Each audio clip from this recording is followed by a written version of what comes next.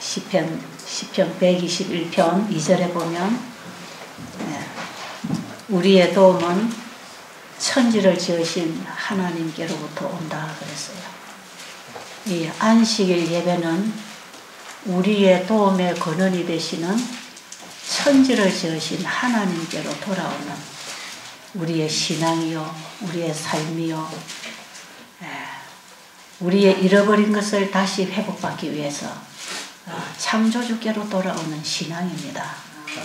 안식일 예배는 창조주께로 돌아오는 신앙. 오직 그분에게 구하는, 오직 그분에게만 우리의 필요가 있다는 사실을 믿고 그분을 의지하고 신뢰하고 그분의 뜻에 순종하는 신앙을 얘기하는 것입니다. 창조주를 경배하라는 것은 그분의 말씀이 그대로 이루어질 것을 믿는 믿음입니다. 자, 창세기 1장에 보면 하나님께서 천지를 창조하셨다고 하는 천지 창조의 기록이 되어 있습니다. 그 천지 창조 기록을 보면 하나님이 어떻게 만물을 창조하셨는가? 여러분, 하나님이 진짜 계신가요? 하나님 계신 거 믿습니까? 어떻게 믿어요? 어떻게 믿게 됐어요? 왜 우리 교회 가니까 목사님이 하나님 믿으라 하대? 그래서 믿습니까? 네? 교회 가니까 목사님이 성경을 펴서 가르쳐 주시는데 예수님이 나를 위하여 십자가에 돌아가셨다 하대? 하나님이 천지를 창조하셨다 하대? 그래서 하나님 믿습니까?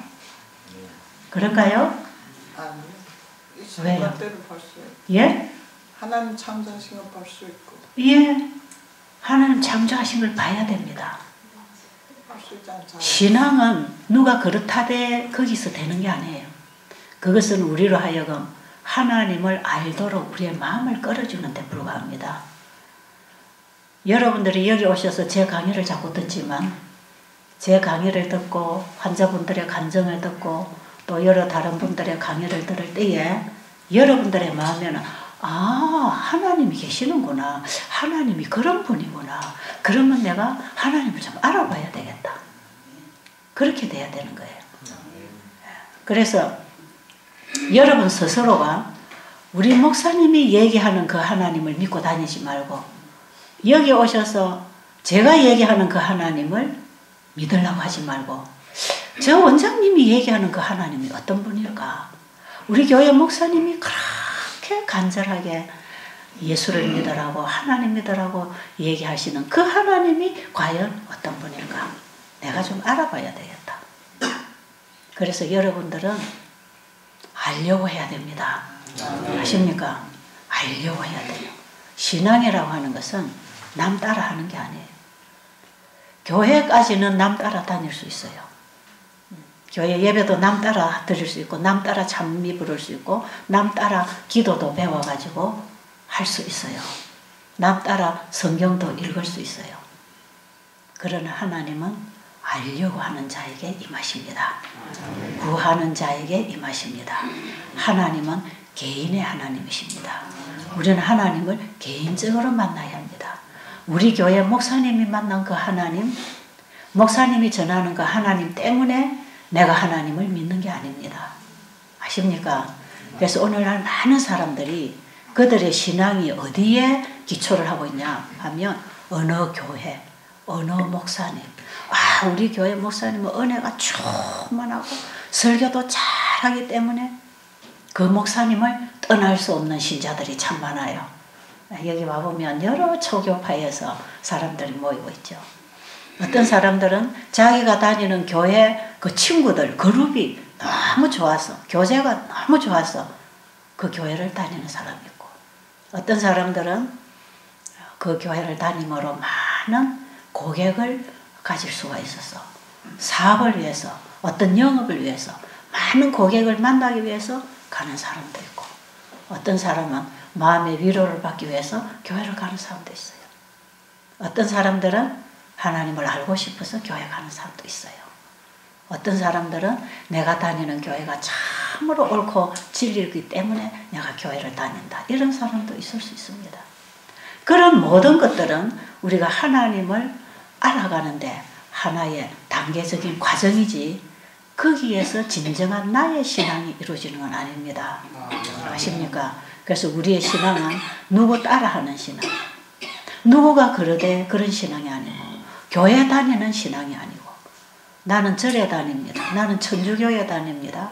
나는 감리교회 다닙니다. 나는 안식일교회 다닙니다. 그 다니는 신앙 말고 정말 내가 예수 그리스도를 아는가? 내가 과연 천지를 지으신 그 하나님이 어떤 분인지를 아는가? 그분을 알 때 그 알미라고 하는 그것이 우리에게 개인적으로 믿음을 줍니다. 믿음을 나게 합니다.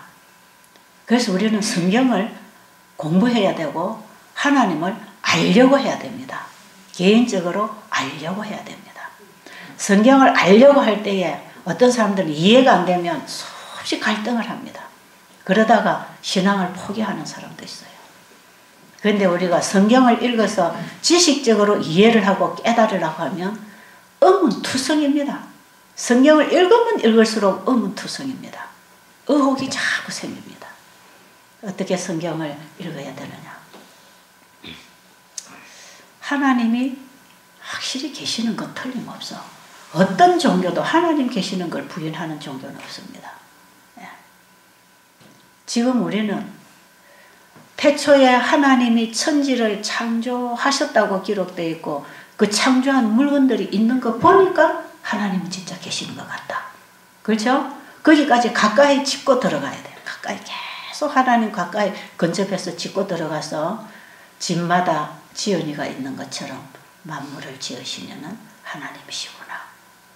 그래서 이 집이 지은 사람이 있기 때문에 집이 있는 것처럼 내가 이 집 지은 사람을 아직 보지는 못했지만 집이 있는 거 보니까 집 지은 사람은 분명히 있겠구나. 제가 이 안경을 내가 이 안경을 끼고 다니는데 이 안경을 내가 쓰고 보니까 이 안경 만든 사람이 분명히 있을 것이다.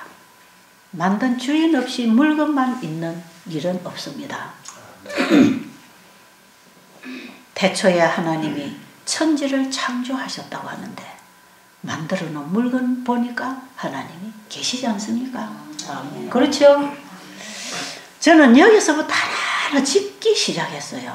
제가 지난 시간에 얘기했지만 저는 초등학교 4학년 때에 안식일 예배를 깨닫고 재림교회로 옮겼다 그랬죠. 저기 주일학교, 7살부터 주일학교 다녔던 사람이에요. 거기서부터 제가 안식일에는 교회 간다는 신앙으로 근 30년 이상을 제가 신앙생활을 했어요. 안식일에 교회 가는 게 제 신앙이었습니다. 그래서 제 삶 속에 안식일은 어떤 계획도 제게는 없어요. 어떤 스케줄도 안식일에는 없습니다. 제가 우리 아이들을 키우면서 때로는 사회학교를 보냈지만 안식일은 아이들 학교 가는 법이 없었고 제가 가게를 하지만 안식일에 가게 문을 열어본 적이 없었고 내 집안에 기흉사가 생겨도 안식일에 예배를 드리지 않고 그런 데 가본 적이 없어요. 안식일은 어디 가는 거다? 교회 가는 거다. 안식일은 예배 드리는 거다. 예배는 일요일이 아니고 토요일이다. 제가 깨달은 것만큼 그때 제 신앙이 교회 다니는 신앙이에요. 교회 와서 배워보니까 이 교회가 진짜 진리를 가르치고 진리대로 살려고 하는 교회라. 그게 제가 여기에 붙어서 열심히 봉사하고 전도하고 사람들을 교회로 데리고 오고 활동하고 제 삶의 거의 전부가 교회와 연결된 봉사를 하고 살았습니다. 그래도 예수 그리스도가 나의 개인의 구주가 되는 경험을 하지 못했어요. 예수님이 나의 구원자라는 것이 무슨 의미인지 몰랐어요. 그저 교회 목사님이 혹은 성경에 읽을 때에 예수님이 나를 위하여 십자가에 돌아가셨다는 그 사실을 인정은 했습니다. 예수 믿으면 구원받는다는 것도 인정은 했죠. 그러나 내 안에서 구원이 이루어지지 않고 내 안에서 은혜의 천국이 이루어지지 않고 내 안에 성령에 내재시키고 변화시키는 경험이 뭔지 모르겠고 아무것도 모르는 거예요. 그냥 교회 다니면서 설교 듣고 오는 것입니다.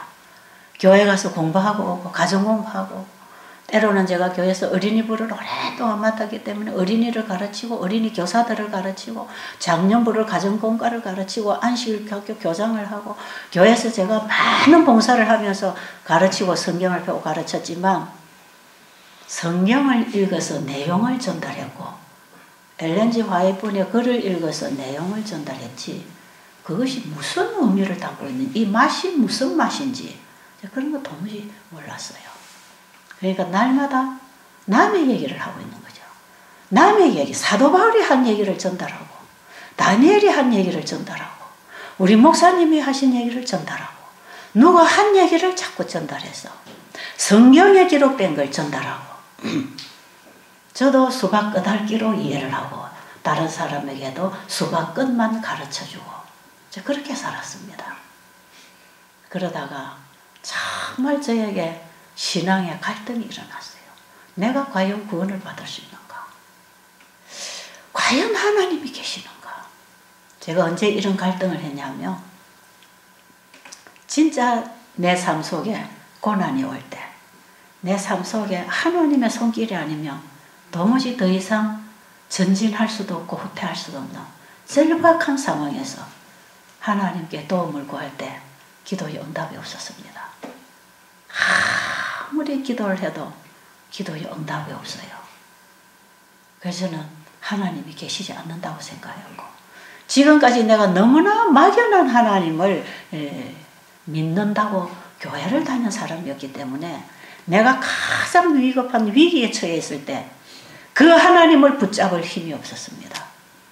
그러니까 이렇게 하다가 저렇게 하다가 흔들리면서 헷갈리면서 결국은 제가 하나님을 부인하고 이제 교회를 떠나고 이방인과 같이 살려고 제가 그런 계획까지 다 하면서 제가 엄청난 갈등을 1, 2년 동안 하면서 제가 교회를 형식적으로 갔다 왔다 하면서 다른 길을 찾기 시작했어요. 그게 제가 35에서 37살까지. 이런 갈등을 하는 과정 속에 요한복음 5장 37절을 보면 너희 안에 하나님의 말씀이 거하지 아니하므로 하나님을 믿지 아니한다 그랬어요. 너희가 성경에서 영생을 얻는 줄 생각하고 성경을 상고하거니와 이 성경이 곧 내게 대하여 증거하는 것이라고. 그 하나님께서 세밀하게 제 기도와 함께 주시는 이 말씀의 기억이 저로 하여금 하나님 앞에 다시 무릎 꿇게 하고 성경을 다시 공부하게 해서 제가 다시 하나하나 짚어나가기 시작하면서 다니엘서를 공부하고 지구의 역사가 성경대로 이루어졌다는 걸 깨닫게 되고 그 다음에 창세기 1장을 다시 보면서 창조주가 계신다는 것이 분명히 만물 속에 분명히 나타나 있다는 걸 알게 되면서 이제 그 하나님께 대한 믿음을 가지고 제가 다시 성경을 보게 됐어요. 그랬더니 창세기 1장의 내용이 하나님이 천지를 창조하신 것은 사실인데 어떻게 창조하셨는가? 어떻게 창조하셨지요? 말씀으로 창조하셨더라고. 말씀으로. 여기에서 제가 큰 제 믿음의 기초를 놓게 됐습니다. 하나님은 요한복음 1장 1절에 보면 그분은 말씀으로 계십니다. 그죠? 창세기 1장 1절에 태초에 하나님이 천지를 창조하시니라. 그 태초는 이 지구가 세상이 지어진 시작을 얘기하는 것이고 요한복음 1장 1절에 태초에 말씀이 계시니라. 그 태초는 모든 만물이 있기 전 영원 전부터 스스로 계시는 그 하나님에 대해서 기록한 것입니다. 태초에 뭐가 있었다고요? 말씀이 계시니라. 이 말씀이 하나님과 함께 계셨으니 이 말씀은 곧 누구라? 하나님이시니라. 태초에 만물이 그로 말미암아 지은 바 되었고 지은 것이 하나도 그거 없이는 된 것이 없느니라. 말씀으로 만물이 창조되었고 말씀이 없이는 창조된 게 아무것도 없다 이 말이에요. 그런데 그 말씀이 육신을 입고 이 땅에 오신 분이 예수 그리스도라. 14절에 그 말씀이 육신을 입고 이 땅에 오신 분이 예수 그리스도요. 예수 그리스도는 창조주 하나님이십니다. 아십니까? 그분이 만물을 창조하셨고 그분이 첫째 날, 둘째 날, 셋째 날, 넷째 날, 다섯째 날, 여섯째 날까지 천지 창조를 이루시고 일곱째 날인 안식일까지를 세우셨습니다. 그래서 마태복음 12장 8절에 보면 나는 안식일의 주인이라. 예수님은 이 세상을 지으셨기 때문에 이 세상의 주인이시고 나를 지으셨기 때문에 나의 주인이시고 안식일도 그분이 지으셨기 때문에 안식일에도 주인이니라. 안식일을 세우신 그분이 사람들에게 안식일을 가르쳐줬어. 안식일이 뭔가를 예수님은 그의 일을 통해서 그의 삶을 통해서 말씀을 통해서 안식일이 뭔지를 사람들에게 가르쳐주셨어요. 예수님이 가르쳐주신 말씀은 이론이 아니었습니다. 그 말씀을 받아들이는 자들에게 재창조가 일어나는 복음이었습니다. 죽은 문자가 아니었단 말이에요. 예수님은 필요한 자에게 도움을 선포하십니다. 그저 도움을 주시는 것입니다. 말씀을 통해서. 그래서 예수님은 말씀으로 병자도 고치시고 말씀으로 귀신도 쫓아내시고 말씀으로 사람을 변화시키시고 거듭나게 하시고 말씀으로 천지를 창조하신 그 예수님이 이 땅에 오셔서 말씀으로 회복을 시키십니다. 재창조를 시키십니다.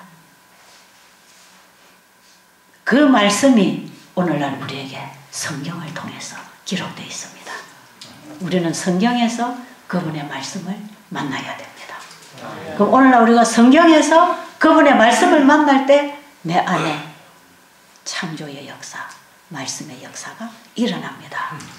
하나님은 없는 곳에서 있는 것처럼 불러내시는 그 기적으로 창조사업을 하신 그분은 오늘날도 여전히 말씀으로 기적을 일으키십니다. 하나님의 기적을 경험하기를 원하시면 말씀을 만나야 합니다. 사람이 말씀을 만나야 해요. 영과 혼과 몸이 말씀의 지배를 받을 때 깨어납니다. 아십니까? 이 중요한 원리를 깨달으시기 바랍니다.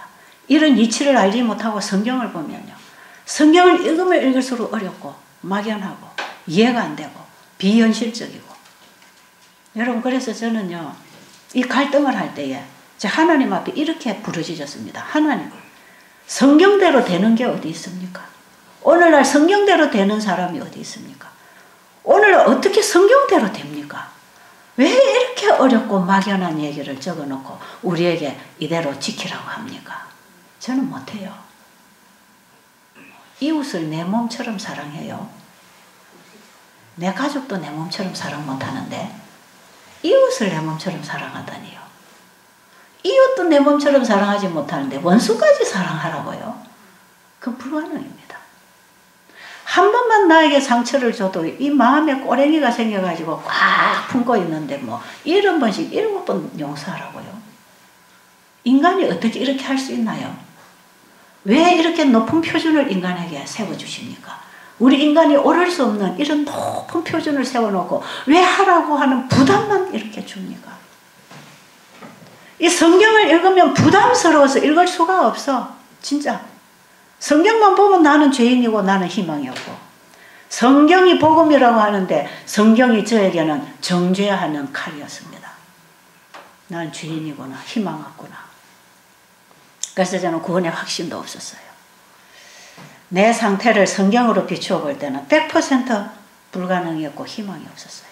그래서 이왕에 교회 다녀도 구원도 못 받을 거, 내가 하나님 말씀 지키지도 못하는 거, 하나님 말씀대로 살아가는 착한 사람도 아니고, 내가 뭐 이렇게 교회를 내가 거의 반평생을 지금 내가 교회를 다녔는데 뭐 별로 아는 것도 없고 얻은 것도 없고 요대로 내 일평생 끝낸다면 아무것도 잡은 것 없이 내 인생이 무너져 버리겠구나. 하늘 것도 못 잡고 땅의 것도 못 잡고 교회를 다닌다 하시고 세상 것도 못 누리고 교회 가서 천국도 못 누리고 이렇게 불쌍한 인생을 내가 어영부영하다가 끝낼 수는 없지. 내가 거의 반평생은 교회에서 하나님을 믿노라고 했지만 별 볼 일 없으니까 이제 반평생은 세상에 나가서 세상을 붙잡아서 남아있는 내 인생이라도 제대로 살아야 되겠다. 저는 인간이 한 번 산다는 걸 알았습니다. 사람이 일생을 산다는 것은 한 번밖에 기회가 없다는 거 아닙니까? 그 한 번을 어떻게 사는가? 그 우리에게 주어진 은혜의 기회요. 우리에게 주어진 특권입니다. 이 기간 동안에 내가 무엇을 붙잡아야 되는가? 이런 거 중요하지 않으세요? 여러분은 그냥 남 따라 태어나서 남 따라 살다가 남 따라 죽을 것입니까? 성경은 그렇게 얘기하고 있지 않다 이 말이에요. 그런데 성경이 이해가 안 되고 잡히지가 않고 깨달아지지도 않고 확신도 안 오고 이런 갈등 속에서 제가 하나님 앞에 부르짖게 됐죠. 그때에 제가 제일 많이 이 하나님 자체에 대한 불신, 성경에 대한 불신이 뭐였냐면 성경대로 되는 것이 없다 하는 거. 성경대로 될 수 없다고 하는 거. 이거는 하나님이라는 분은 하실 수 있는 일이지만 사람으로서는 있을 수 없고 성경의 믿음의 노독들의 얘기는 그 사람들은 특별한 선지자거나 특별한 사람이기 때문에 그건 하나님이 특별히 쓰신 사람이고 우리와 같은 평인들은 도무지 도달할 수 없는 이런 특별한 것을 왜 우리 같은 평민들에게 이 죄인들에게 이런 걸 요구하고 있을까? 모세가 이스라엘의 그 출애굽을 위해서 60만 대군을 이끌고 바로에게 쫓길 때에 하나님께서는 홍해를 마른 길처럼 열어주셨고 광야에서 그들이 먹을 것이 없을 때 하늘에서 만나가 내렸고 밤에는 불기둥 낮에는 구름기둥으로 그들을 인도하고 보호하셨고 여러 가지 그 주변에 그 독한 뱀이나 그 어떤 짐승들이나 위방인의 적으로부터 하나님이 그 백성을 보호하셨고 그들이 순종만 하였더라면 정말 그들은 가나안까지 무사히 도착할 수 있는 길을 하나님이 안내하셔서 인도하신 그 하나님. 하나님이 십계명을 주실 때 나는 너희를 애굽 땅 종되었던 집에서 인도하여 낸 너희 하나님 여호와라고 하면서 나를 믿고 내 말을 지키라고 한 그 계명이 지금 우리에게 와 있는데 그럼 이스라엘을 출애굽시킨 그 하나님이 지금 오늘날 우리를 어떻게 출애굽시키냐 이 말이에요. 도대체 이것이 오늘날 우리의 신앙하고 어떤 관계가 있는 것인가? 이런 부분들에 저는 굉장한 혼란을 가지고 왔습니다. 성경에 이스라엘을 지키신 그 하나님이 오늘날 내 삶은 하나도 개입을 안 하시는 것 같아. 하나도. 정말 죽은 하나님이시. 나에게는 산 하나님이 아니었어요. 저는 교회 다니는 신앙이었지 하나님을 믿는 신앙이 아니었습니다. 베드로가 무리를 걸었다고 하는데 오늘날 무리로 걷는 사람이 어디 있는가? 여러분 그런 거 생각 안 해보셨어요? 그냥 무대 보러 교회 열심히 다녔습니까? 저는 이런 갈등 때문에 참 힘들었습니다. 그래서 내가 다시 공부하기 시작하면서 어디서부터 짚기 시작했는가? 다니엘서 공부를 하면서 지구의 역사가 성경대로 이루어졌다는 건 확실히 짚었습니다. 여러분 아직 그 공부 안 해봐서 잘 모르죠. 이번 기간에 여러분들이 그 공부를 하도록 제가 좀 도와드리라 그럽니다. 이 지구의 역사가 바벨로니아 시대로부터 예수님 재림 때까지의 지구의 역사를 세계사를 미리 예언해 놓은 게 다니엘서 2장 7장입니다. 제가 그 공부를 3개월 동안 했습니다.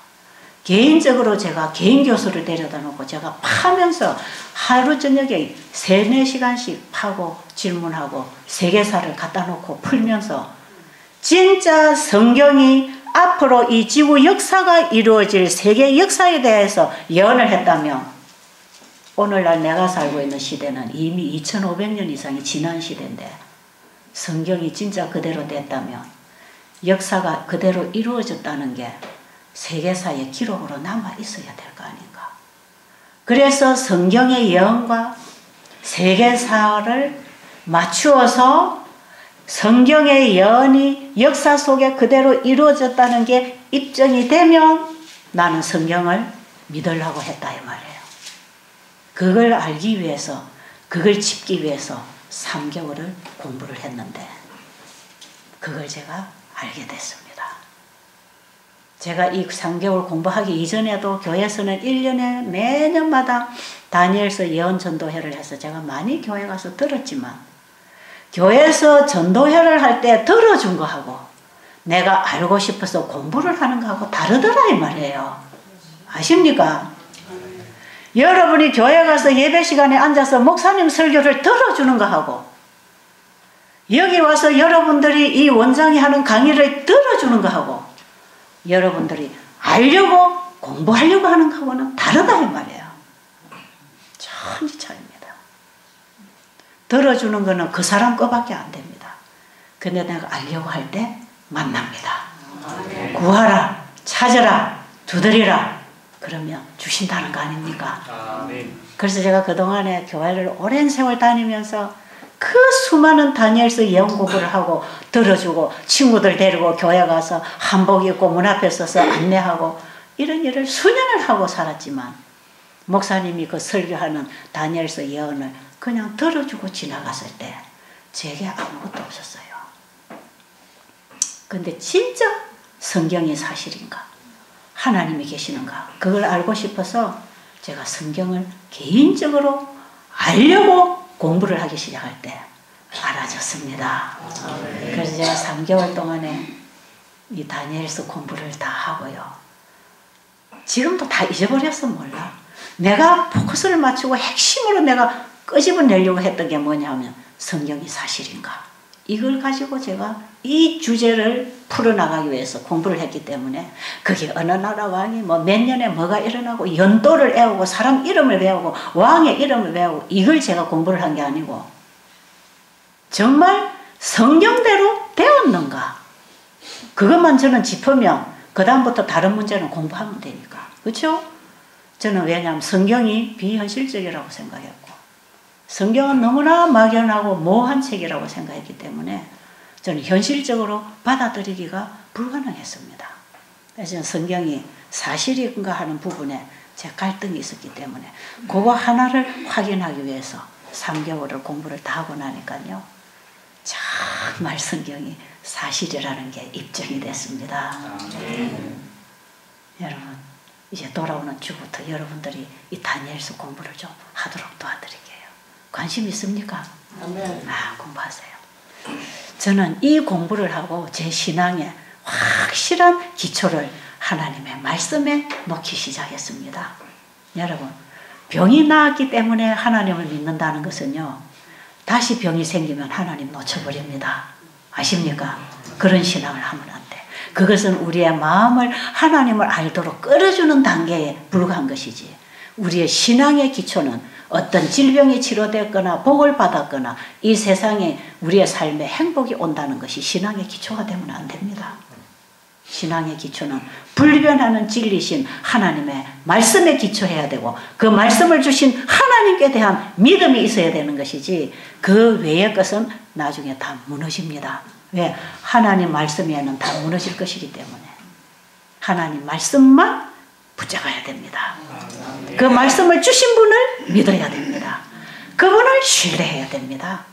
그런 신앙이 아니면 다 떨어져 나갑니다. 나중에 풍파가 오고 환란이 오고 나중에 이 세상 종말에 무슨 환란과 재난과 핍박과 사형 명령까지 내리는 이런 환란이 올 것이기 때문에 하나님의 말씀에 기초한 하나님에 대한 믿음이 없으면 다 무너지게 돼 있어요. 그래서 저는 다니엘서를 공부를 하고 누가 뭐라고 해도 성경이 그대로 되었구나. 하나님의 말씀하신 대로 지구의 역사가 지금까지 이루어져 왔구나. 그럼 내가 태어난 이 시대에서 남아있는 사건은 뭔가? 예언 중에 남아있는 사건은 뭔가? 예수님의 재림 사건밖에 없어요. 지금 저는 예수님 재림 직전 시대에 살고 있습니다. 다음 시대는 예수님의 재림입니다. 아십니까? 바벨로니아 시대가 지나가고 메데 페르시아 시대가 지나가고 그리스 시대가 지나가고 로마 시대가 지나가고 열국의 시대가 지나가려는 찰나에 이제는 이 시대가 지나가면 예수님의 재림으로 천국 시대가 열립니다. 이제 지구 역사 마지막 시대에 지금 제가 태어나고 있지 않습니까? 살고 있다는 말이에요. 그러니까 내가 어떻게 살아야 되겠는가 정리가 되겠죠. 하나님을 바로 알아서 바로 믿고 살아야 되겠구나. 내가 함부로 살면 안 되겠구나. 그리고 시기가 지금 얼마 남지 않았구나. 내가 살아있는 시대에 예수님이 오실 수도 있구나. 그렇다면 내가 살아남아서 예수님을 맞이할 사람으로서 어떠한 행실과 어떠한 신앙을 가지고 살아야 되겠는가. 내가 무슨 일을 하고 살아야 되겠는가. 무슨 말을 하고 살아야 되겠는가. 이걸 제가 하나님께 배우고 싶었습니다. 그래서 하나님께 배우고 싶어서 그때부터 제가 성경을 펴고 진지하게 공부를 하려고 창세기 1장을 폈어요. 그런데 태초에 하나님이 천지를 창조하시니라가 딱 나오는데 이 창세기 1장은 수십 번 읽은 내용입니다. 왜냐하면 교회에서 성경 통독을 매년 시키기 때문에 매년 계시록까지는 못 읽어도 중간중간 가다가 중단하고 했지만 창세기 1장은 항상 읽었기 때문에. 그리고 창세기 1장의 천지창조는 제가 아이들에게 어린이들에게 계속 천지창조를 가르쳤기 때문에 저는 창세기 1장은 머릿속에 외우고 있는 성경절입니다. 그걸 외워도 안 보이는 게 있더라 이 말이에요. 아십니까? 성경은 외웠다고 되는 것도 아니에요. 들었다고 되는 것도 아니에요. 창세기 1장에 태초에 하나님이 천지를 창조하시니를 하는데요. 제 눈이 팍 떠요. 이 머리에서 뚜껑이 하나 꽉 열리는 것 같아. 뭐가 확 빛이 쏟아지는 것 같아. 그게 뭐냐? 진짜네. 여기 다 있네. 이렇게 되는 거예요. 창세기 1장의 창조물이 여기 다 있네. 세상에 다 있네. 그러니까 창세기 1장이 진짜네. 지금 여러분 뭐가 보였어요? 보였어요? 여기 다 있네. 그 전까지 제가 성경은 비현실적이다. 그러나 겨우 다니엘서 공부하고 사실이다. 성경대로 지구 역사가 이루어졌네. 하나님의 말씀하신 대로 다 되었네. 요만큼만 보였던 게요. 창세기 1장을 보니까 창세기 1장하고 이 세상이 같이 보이는 거예요. 그러니까 하나님 진짜 계신다. 진짜 그분이 만드신 물건 보니까 그분이 계시네.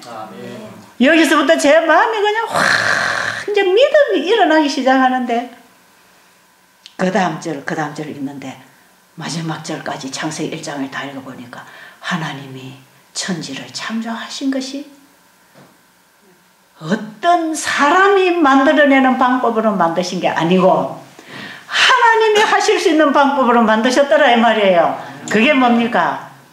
있어라 하심에 있었고. 여러분, 이는 사람하고는 완전히 차원이 다른 얘기입니다. 여러분이 믿는 거 하나님, 여러분이 부르는 하나님은 우리 인간하고 차원이 다릅니다.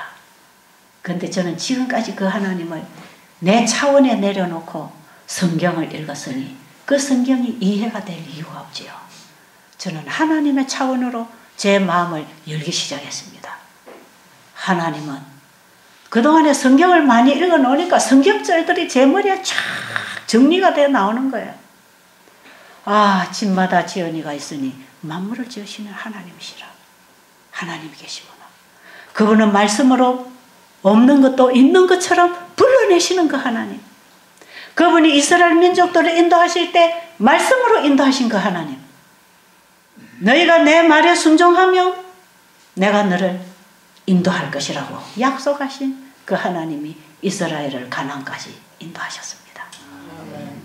여러분, 그 가나안 들어가기 입구에 그 큰 여리고성, 전쟁 하나 치르지 않고 다 무너뜨리고 들어가게 하신 그 하나님. 성경에 보면은 하나님의 말씀을 따라 순종하는 하나님의 종들을 통해서 엄청난 세력들을 꺾고 그 엄청난 적을 물리치게 하는, 승리하게 하는 기도원의 300명의 전쟁도 마찬가지. 하나님의 말씀을 따라 순종하는 백성들은 하나님의 권위와 능력을 그대로 가지고 일했습니다. 저는 이 놀라운 진리를 이제 제가 창세기 1장을 읽으면서요. 이 그동안에 읽어놓은 내용들이 막 주르륵 쫙 풀리기 시작하니까 야, 성경이 고리가 걸리는데 제가 뭘 한 가지 딱 정리를 했냐면 온 성경은 하나님의 말씀인 게 틀림없고 그 하나님의 말씀은 있으라 하면 나와버리는 창조의 능력을 가지고 있다는 걸 알았습니다. 그러니까 하나님은 한번 말씀하시면 그대로 이루어지게 하는 분이 하나님이시라. 사람은 말해가지고 만들어지지 않습니다.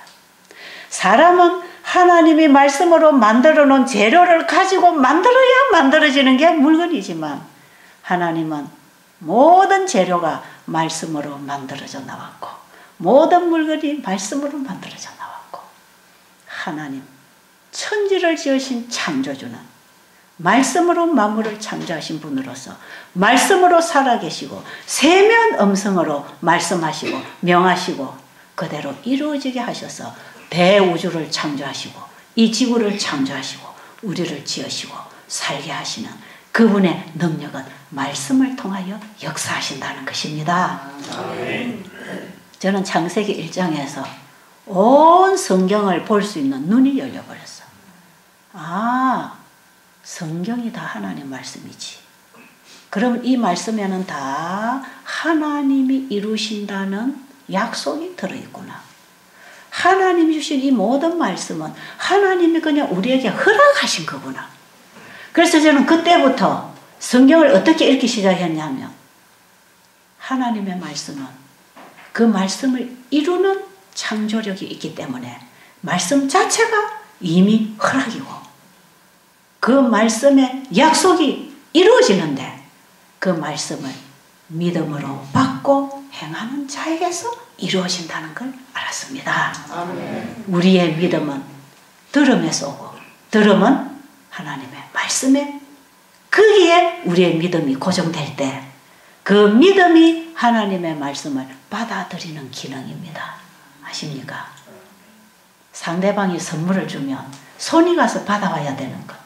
손이 가서 받아오면 내 거 아닙니까? 이건 내 물건이다 이 말이에요. 내가 사용할 수 있는 권리가 있단 말이에요. 하나님은 우리에게 물건으로 선물을 주시는 분이 아니고 뭘로 주셔요? 참 말씀으로 다 주셨어. 말씀으로. 창조도 말씀으로 하시고 약속도 말씀으로 하시고 선물도 말씀으로 주시고 아들 예수 그리스도도 말씀으로 육신이 되어 오신 분이고 참 구약시대에 말씀으로 아들을 주셨지 않습니까? 그 말씀이 이루어진 분이 예수입니다. 아십니까? 하나님의 선물은 말씀으로 주시는구나. 그 말씀을 받으면 하나님의 약속이 나에게 현실이 됩니다. 아십니까? 나에게 허락이 됩니다. 그럼 그 말씀을 받아오는 걸 믿음이라고 해요. 사람이 주는 물건은, 사람이 주는 선물은 물건이기 때문에 손으로 받아야 되지만 하나님이 주시는 선물은 말씀으로 주기 때문에 손이 받는 게 아니고 우리의 마음이 받아야 합니다. 우리의 마음은 하나님의 말씀을 받아들이는 기능을 하고 있습니다. 그래서 믿음은 마음에서 생겨야 된다 이 말이에요. 그 믿음이 어떻게 생기는가? 그분을 확실히 알 때에 아, 그분이 계시고 그분이 이렇게 창조하시고 이렇게 지구 역사를 이루신 걸 보니까 그분이 계시고 그분이 말씀으로 일을 하시는 걸 보니까 말씀에 대한 믿음이 생기고 말씀을 읽는 쪽쪽 말씀이 내 마음에 들어오기 시작하더라 이 말이에요. 말씀이 내 마음에 들어오면 내가 어떻게 되는지 아세요? 내가 움직입니다. 아십니까? 생각이 바뀝니다. 행동이 바뀝니다. 삶이 바뀌어요. 그분이 말씀하신 것이 그대로 될 것이기 때문에 그 믿음이 그 말씀을 마음에 받아오면 여러분 누가복음 8장 11절에 보면 하나님의 말씀은 씨다 그랬어요. 씨. 씨앗이 이 책상 위에 있을 때는 아무 작용이 유전자 법칙에 의한 생명작용이 안 일어나지만 이 씨를 어디다 넣으면 예, 촉촉하고 따뜻한 옥토에다가 넣으면 여기서부터 씨 속에 있는 유전자 법칙에 의해서 생명의 작용이 일어납니다. 그래서 뿌리가 내리기 시작하고 그 다음에 순이 나기 시작하고 가지가 오르고 잎이 피고 꽃이 피고 열매를 맺고 익히고 그래서 거기에 수많은 영양소를 태양 에너지를 합성해서 만들어서 먹는 자에게 식물을 주고 또 심는 자에게는 종자를 남기게 하는 씨가 그런 유전자 하나님이 세워놓으신 법칙에 따라서 활동을 하려면 어디에 심어야 된다? 땅에 심어야 된다. 씨는 땅에다가 뿌리는 것입니다. 그런데 하나님 말씀은 어떤 땅에다 뿌려야 되지요? 우리의 마음밭에 우리의 마음 땅에다가 하나님의 말씀을 믿음으로 받아서 드리기만 하면 그 말씀에 뿌리가 내리는데 그 말씀의 속성이 내 생각을 지배하는데 사랑의 뿌리가 내린다 그랬어요. 에베소서 3장 17절에 보면 믿음으로 말미암아 그리스도를 우리의 마음에 영접하면 사랑의 뿌리가 내리고 터가 굳어져서 그 사랑의 높이와 깊이와 넓이를 깨달아 그리스도의 장성한 분량에 이르기까지 자란다 그랬어요. 그 말씀이신 예수 그리스도를 내 마음에 받아들이면 내 마음의 생각이 바뀝니다. 자기를 사랑하고 이기적이고 탐심, 욕심, 시기심 이런 것들이 썬 뿌리가 죽어버리고 사랑의 뿌리가 내리면 이웃에 대한 관심이 생기고 배려심이 생기고 이해가 생기고 사랑을 하게 되고 원수도 사랑할 수 있는 속성을 받게 됩니다. 이 하나님의 속성, 하나님의 신성에 참여하는 변화가 일어납니다. 뭐가 들어오면? 그 씨가 들어오면 베드로전서 1장 23절로 보면 그걸 거듭나는 기라 그래요. 너희가 거듭난 것은 썩어질 씨로 된 것이 아니라 항상 있고 살아있는 하나님의 말씀으로 되었느니라. 하나님의 말씀이 우리의 마음밭에 들어오면 사람의 마음이 거듭납니다. 저도 모르게 제 마음이 변하고 있더라 이 말이에요. 어떻게 하니까요? 하나님의 말씀을 자꾸 맞다 아멘 받아 먹으니까 내 마음에 변화가 일어나기 시작하는 것입니다. 그래서 그 말씀은 음식과 같아서 배고플 때에 힘이 빠질 때에 저혈당이 올 때에 사과 한 쪽을 먹으면 혈당이 올라오고 힘이 발딱 올라오고 그만 일어나서 걸어지는 것처럼 하나님의 말씀을 먹으면 그 말씀이 우리에게 생명을 주고 힘을 주고 움직이게 하고 하나님의 말씀은 살았고 운동력이 있고 좌우의 날선 어떤 금보다도 더 예리해서 우리의 영과 혼과 및 골수를 찔러 쪼개고 바로 세워줍니다. 아십니까? 우리가 할 일은 내 노력으로 하나님의 말씀을 지키려고 하는 게 아니고 믿음으로 하나님의 말씀을 받아들이면 그 말씀이 내 안에 와서 그 일을 이루십니다. 그래서 일어나는 열매가 순종이라는 것입니다. 이렇게 쉽게 만들어 놓은 생명의 법칙을 모르고 제가 그냥 성경을 읽고 지키려고 하니까 이게 불가능이더라 이 말이에요. 그래서 그때서부터 제가 말씀을 따라서 계속 이제 바꾸기 시작했어요. 그래서 제가 제일 먼저 바꾼 게 우리 집에 밥상이 바뀌었어요. 저는 우리 재림교회 신자지만 하나님 말씀을 순종하는 신앙을 하지 않고 교회를 다니는 신앙을 했기 때문에 저는 돼지고기, 개고기 이런 건 안 먹었지만 소고기, 닭고기, 레위기 11장에 먹으라는 고기들은 다 먹고 요리도 잘하고 소고기, 불고기도 잘 만들고 닭 탕수육도 잘 만들고 제가 그렇게 생선회도 잘 먹고 생선도 잘 구워 먹고 제가 그렇게 먹고 살던 사람이 창세기 1장에서부터 하나님의 말씀을 깨달아가면서 먹는 음식이 뭔가를 하나님이 우리 인간에게 영구히 주려고 계획하셨던 음식이 식물성이라는 걸 깨닫게 됐어요. 그래서 제가 엘렌 G 화이트 부인을 참고로 보면서 제 식탁을 전부 다 개혁하기 시작해요.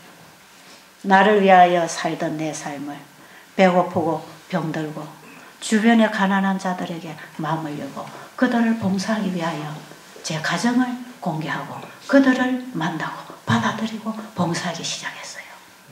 그 봉사의 시작이 오늘날 베델 수양원을 만들어낸 것입니다. 아멘. 제 가정에서 저는 방 두 칸에서 우리 아이들을 우리 방으로 옮기고 예수님께서 옥에 갇힌 자를 돌아보고 병든 자를 돌아보고 배고픈 자를 돌아보라. 그것이 곧 나에게 한 거라고 말씀하셨기 때문에 저는 그때부터 감옥에 있는 죄수들을 방문하고 가르치고 전도하다가 가정이 없어서 나가서 재범하는 죄수들을, 전과자들을 참 우리 집으로 데리고 갔어요. 그래가지고 1년도 데리고 살고 6개월도 데리고 살고 3개월도 데리고 살고 1년도 데리고 살고 그러면서 이웃에 병들고 자식 없는 노인네들 모셔다 놓고 대변 소변 다 수발해드리고 그러면서 아픈 사람들 오면 아픈 수발하면서 내가 먹는 밥을 만들어서 같이 먹이고 내가 아는 예수님을 그들에게 전하고 그게 시작이 돼가지고 오늘날까지 26년 동안 이 일을 하고 있는 것입니다. 아멘. 이 일을 이렇게 하다가 보니까 이것이 전국으로 퍼지고 각 나라로 퍼지고 외국에서 국내에서 사람들이 수없이 모여들게 되면서 이렇게 큰 동네를 이루고 집을 짓고 일을 하게 되더라 이 말이에요. 아멘.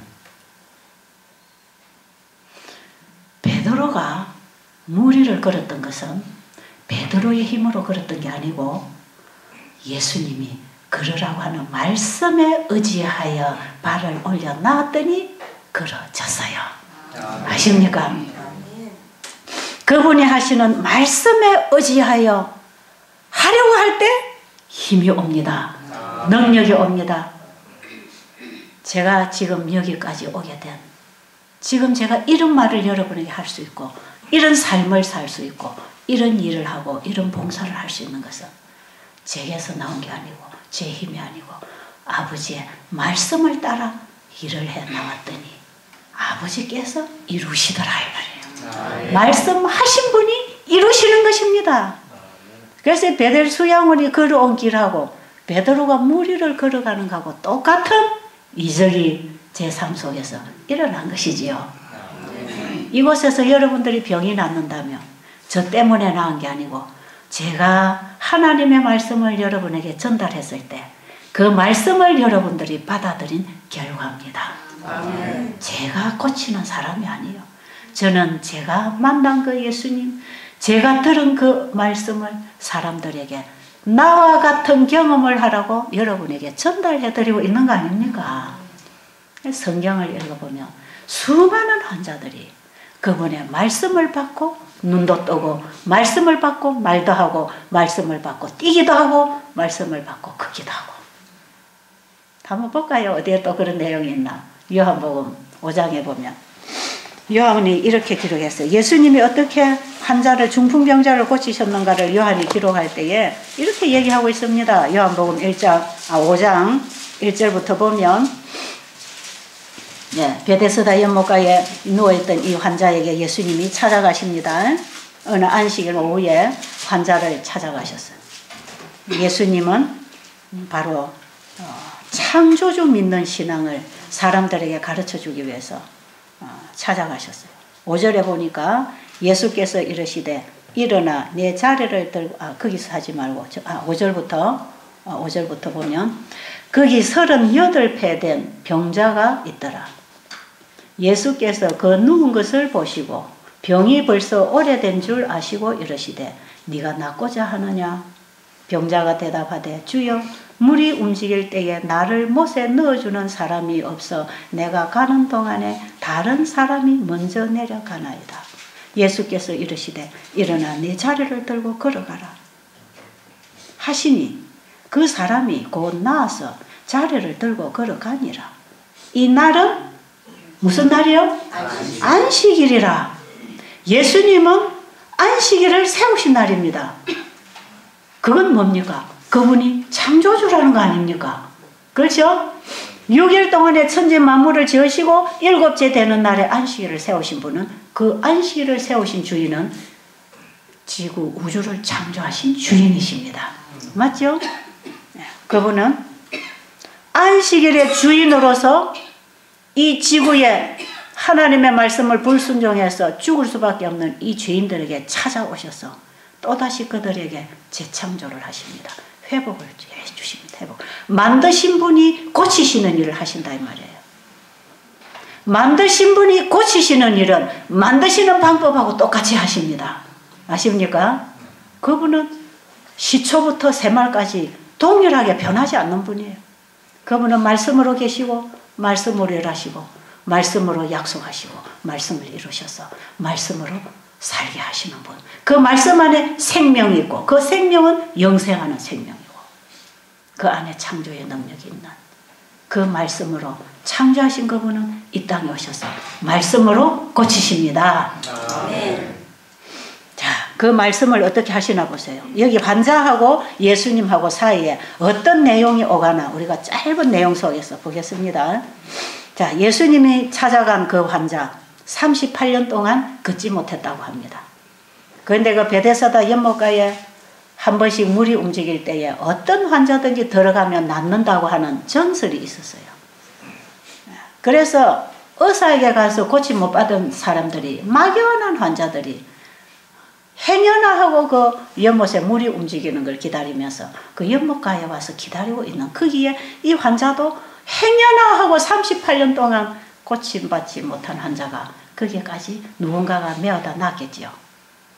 그런데 물이 움직일 시간이 되었는데 자기 다리로 걸어갈 수 있는 사람이 전부 앞서갈 거 아닙니까? 전부 다 자기가 뛰어들려고 그러지 다른 사람 넣어주려고 생각 안 한다 이 말이에요. 그러니까 이 환자는 저 뒷발치에 누워있는 것입니다.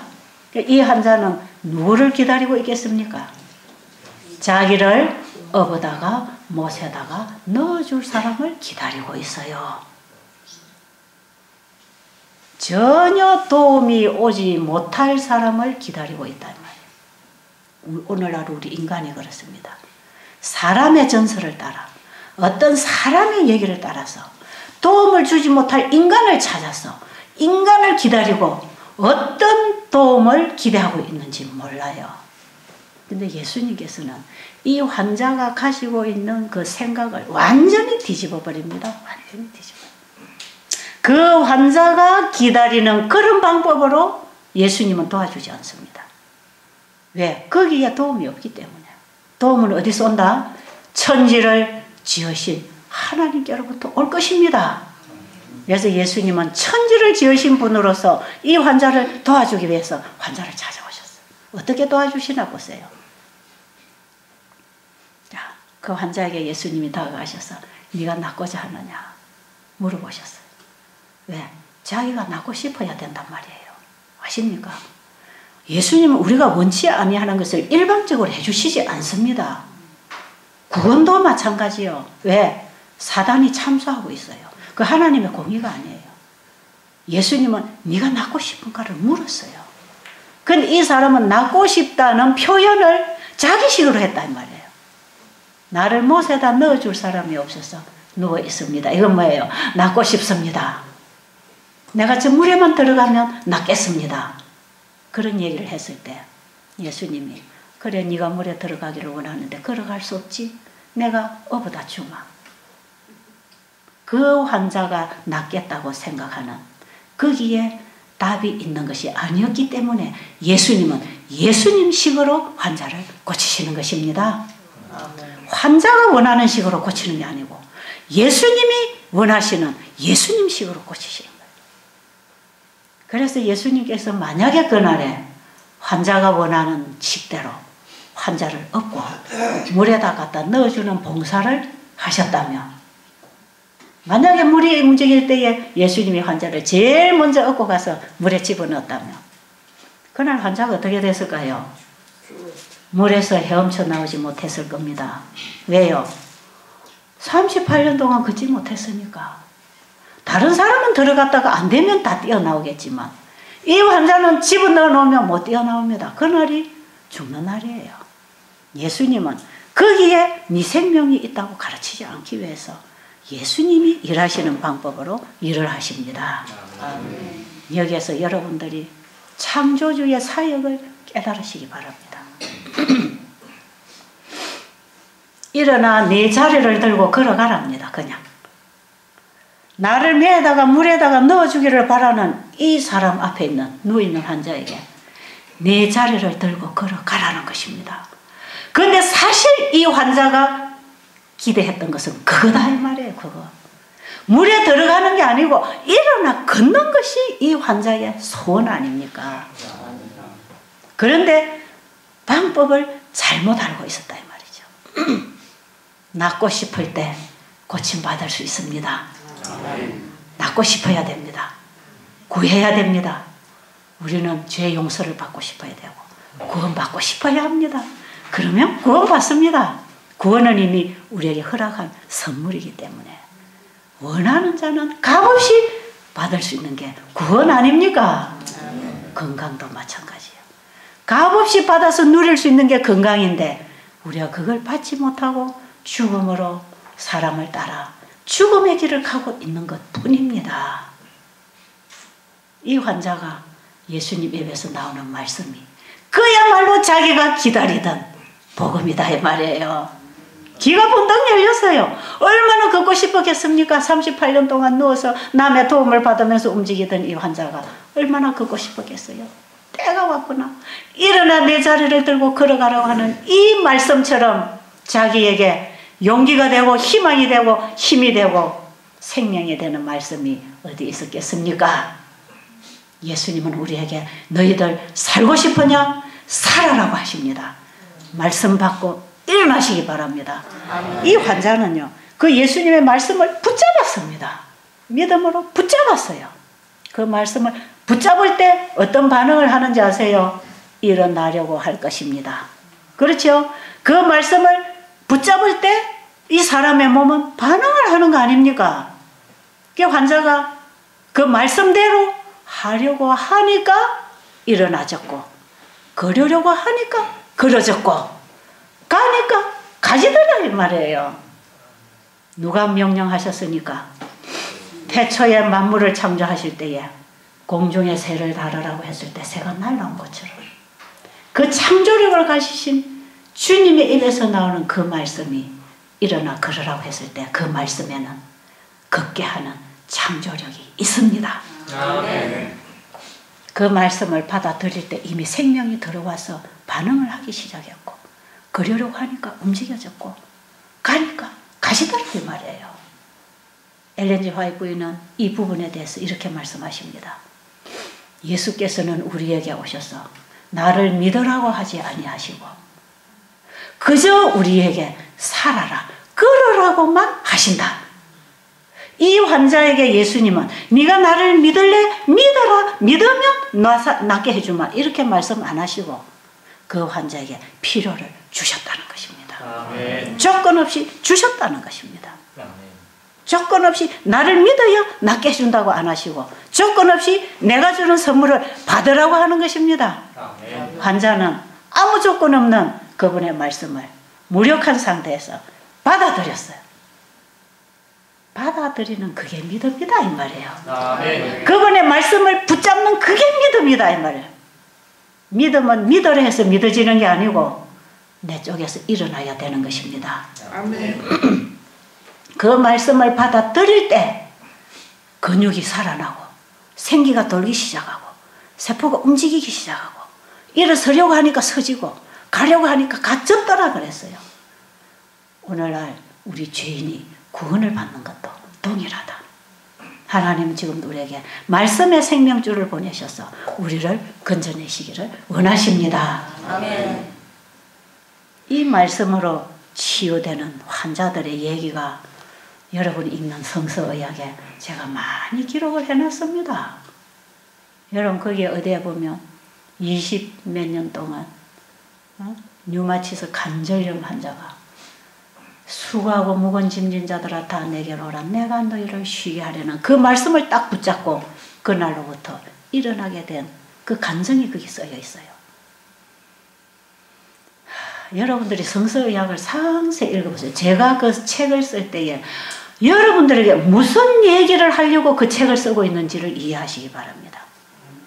이 성경을 우리에게 기록하시고 엘렌 G 화이트 부인의 말씀을 우리에게 주신 하나님은 하나님이 우리 인간에게 무슨 얘기를 해주시기를 원하시는지 그걸 여러분들이 붙잡아야 됩니다.